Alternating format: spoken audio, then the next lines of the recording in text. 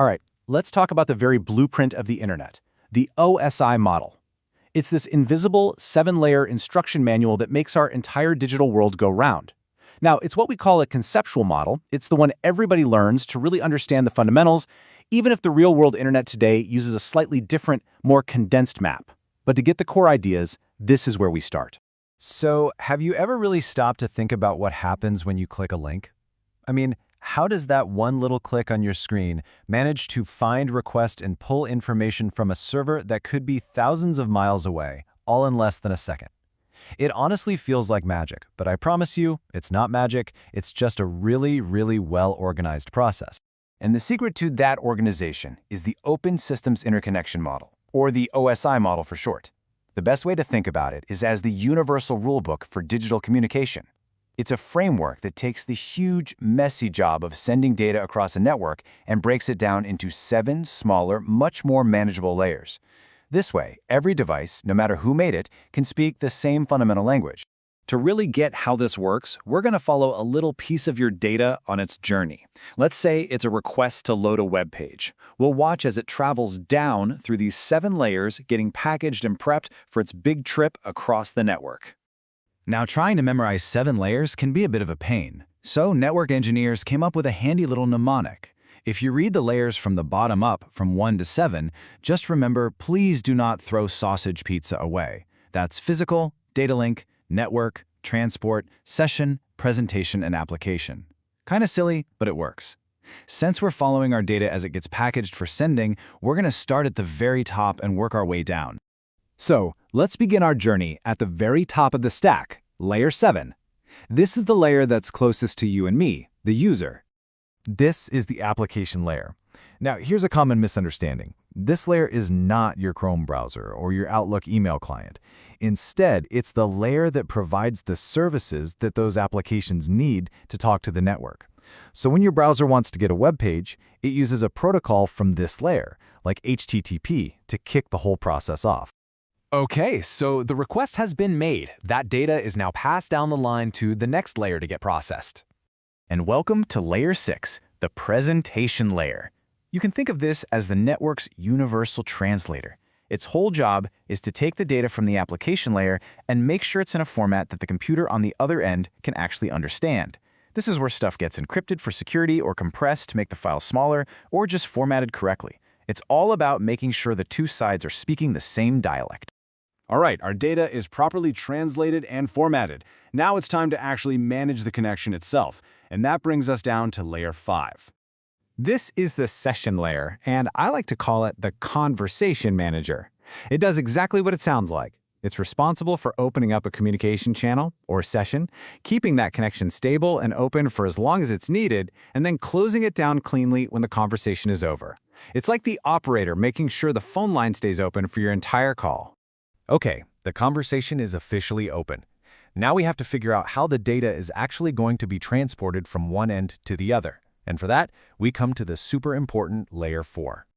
The transport layer is all about managing the end-to-end communication and making sure it's reliable. It takes the big stream of data from the layers above it and chops it up into smaller, more manageable pieces called segments. It's also in charge of making sure all those little pieces arrive in the right order, and if any get lost along the way, it's this layer's job to ask for them to be sent again. Now, at this layer, you basically have 2 main options, and it's a classic trade-off between reliability and speed.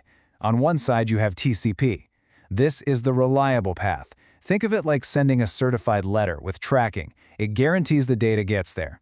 It's perfect for things like email or loading a web page where you need every single piece to be perfect. On the other side, you have UDP, the fast path. This is more like throwing a postcard in a mailbox. You just send it and hope for the best. It's way faster, which makes it great for things like video streaming or online gaming, where a tiny glitch here and there is okay as long as things keep moving quickly. So our data is now broken into nice little segments and we know how we want to send them. But where are they going? We need an address. And that's the job of layer 3, the network layer. This is basically the internet's global postal service. Here, each one of those data segments gets stamped with a source and a destination IP address. This is also the layer where routers live. Routers look at that destination IP address and make the big decisions about the best physical path the data should take to get across the internet. It's all about navigating the globe. Okay, so the router knows which network to send the data to next. But once it gets to the right neighborhood, how does it find the exact house? The specific computer? Well, that's where the data link layer comes in. This is the local street delivery. If the network layer gets your package to the right city, the data link layer gets it to the right front door on the right street. It deals with communication on the same local network, using physical addresses called MAC addresses. Think of a MAC address as a unique serial number burned into every network card. This layer makes sure the data gets from your router to your specific laptop and not your smart TV. We've made it. We're at the final step of our journey down the stack. Our data has been packaged, addressed for global and local delivery, and now it's ready to become an actual physical signal. And here we are at layer 1, the physical layer. This is where the digital becomes physical. This layer takes all those neatly packaged bits of data and turns them into a raw stream of ones and zeros. Then it sends them out as electrical signals over a copper cable, pulses of light through a fiber optic line, or as radio waves for your Wi-Fi. This layer has zero idea what it's sending, it's just flipping switches on and off. It's the roads and the wires of the internet. So that's it. The data is sent. On the computer that receives it, this whole process just happens in reverse, from layer 1 all the way back up to layer 7.